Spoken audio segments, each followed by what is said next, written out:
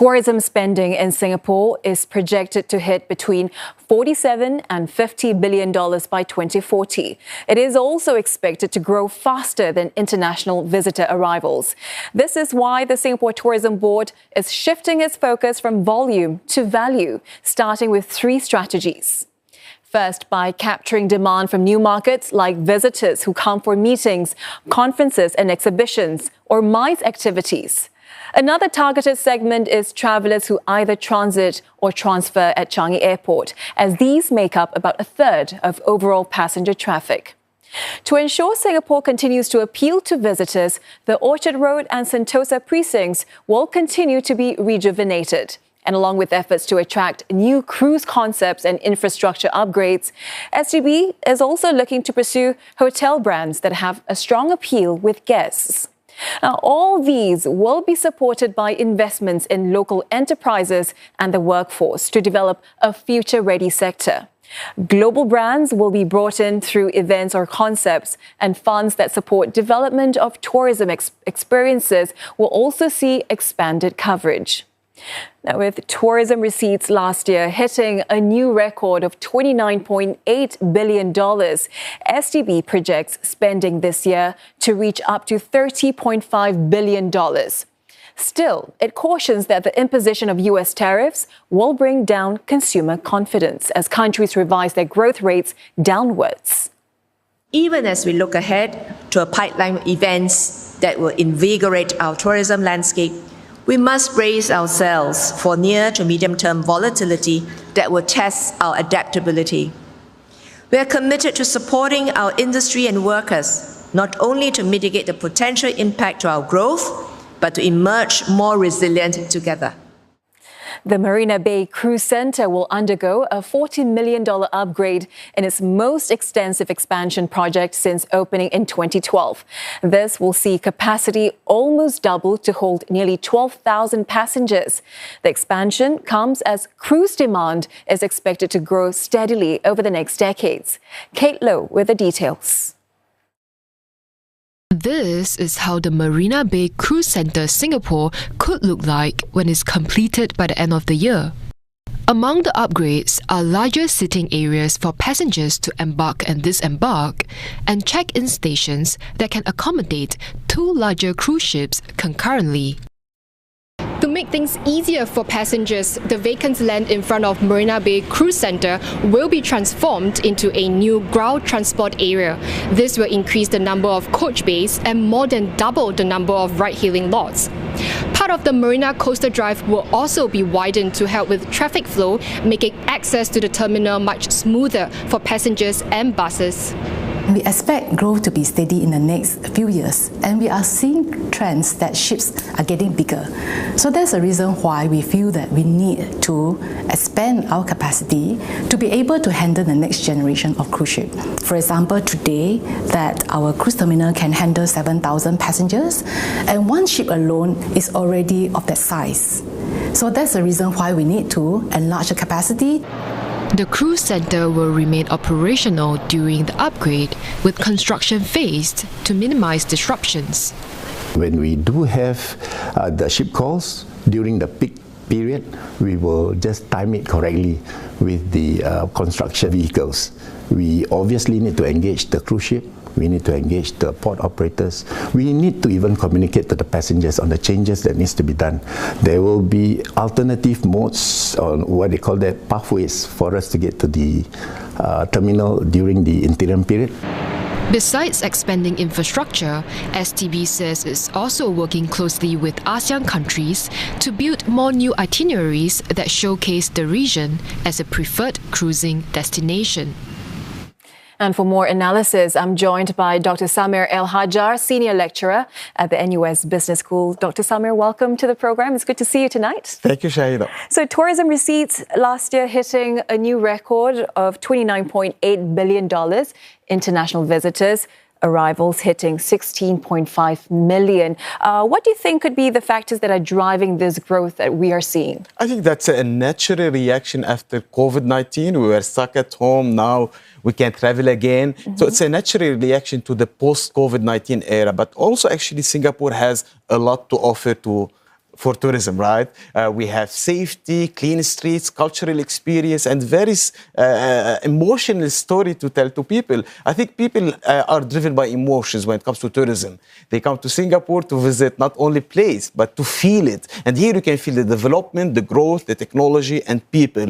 I think Singapore has a lot to offer, and tourism is all about emotional drivers and cognitive drivers that can drive people to come here. And you're talking about a post-COVID era, but all of this also comes at a time when we are expecting a more challenging global environment following the imposition of US tariffs, right? Yeah. We saw countries revising their growth rates downwards. Is Singapore's current tourism strategy enough to convince visitors to loosen their purse in light of, the global financial uncertainty for the years ahead? I mean, we cannot deny that there is a global economic pressure, right? Our economy is unpredictable, especially with all what's happening between China and America.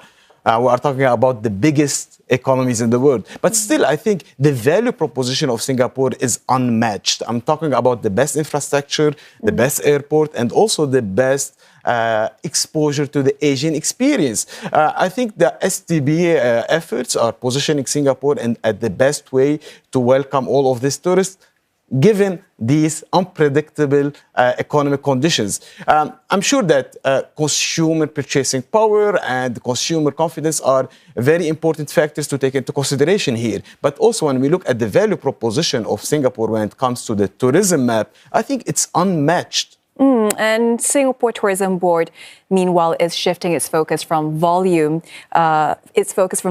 to value, and one thrust of the Tourism 2040 is focusing on cultivating future demand. How big of a driving force would the cruise sector be for Singapore? That's going to be a huge sector. It could be like a game-changing in the sector. You know why? Because it's not only driving economic growth in terms of spending, but also soft power. I mean, cultural soft power. People will come here, will see what Singapore is, the infrastructure, the cultural experience, and they will live with very positive attitudes and perceptions. I think tangible economic benefits are there, but also the intangible benefits represented by soft power are also here.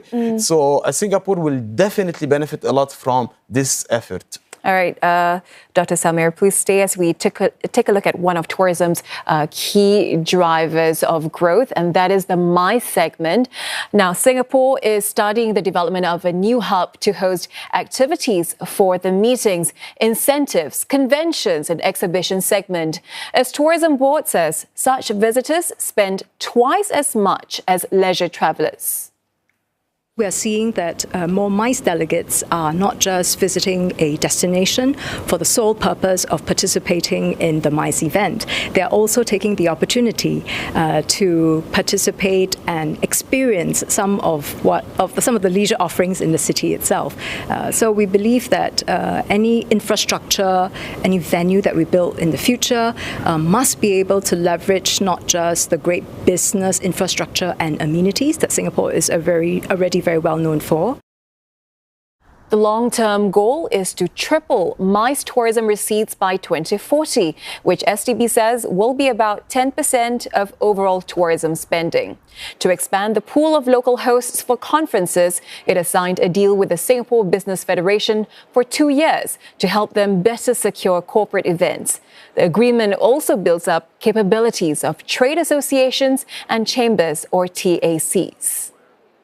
The bid process is actually a very competitive process, and many of the TACs, it may be the first time that they are doing it. Whereas STB, after working with so many other TACs and on their own, have the experience to guide the TACs on the process that needs to be done, what sort of bid document to put in place, and perhaps even a need to do some lobbying, right, to get certain countries to support it. So their expertise in that is very important. Hotel and attractions will also get a leg up in building industry capabilities and refreshing their offerings. A new roadmap will guide attractions towards greener practices, while hotels will get help in developing innovative tech products. Now, STB says these are all part of a bigger plan to take proactive steps to safeguard and future-proof the sectors. Kate Lowe with this report. They dazzle at night, But by day, these super trees are soaking up the sun in more than one way. Perched at the top are solar panels powering the iconic light shows each evening. While Gardens by the Bay has put in these sustainability measures, it wants to do more. A newly launched roadmap for attractions will serve as its guide moving forward. With this new roadmap on, it provides different levels that we can achieve, and it's great because it pushes attractions like ourselves to further find innovative ways for ourselves on the three fronts to try to see whether we can achieve an even higher standard. Hotels too will get help to transform the sector. A new fund will subsidise up to 70% of their efforts to go green, or half the cost to refresh infrastructure and innovate with tech.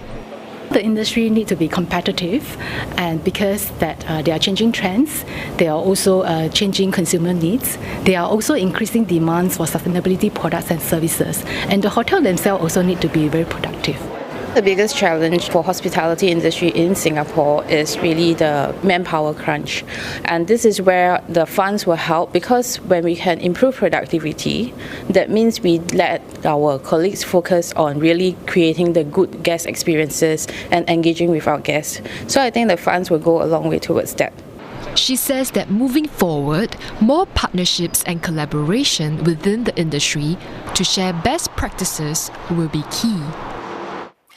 And joining us once again is Dr. Samer Elhajjar. He is the senior lecturer at the NUS Business School. Dr. Samer, let's talk about our MICE sector as well. Minister Grace Fu talked about studying the development of a new MICE hub in the downtown area. What features would it need to boost our competitive advantages?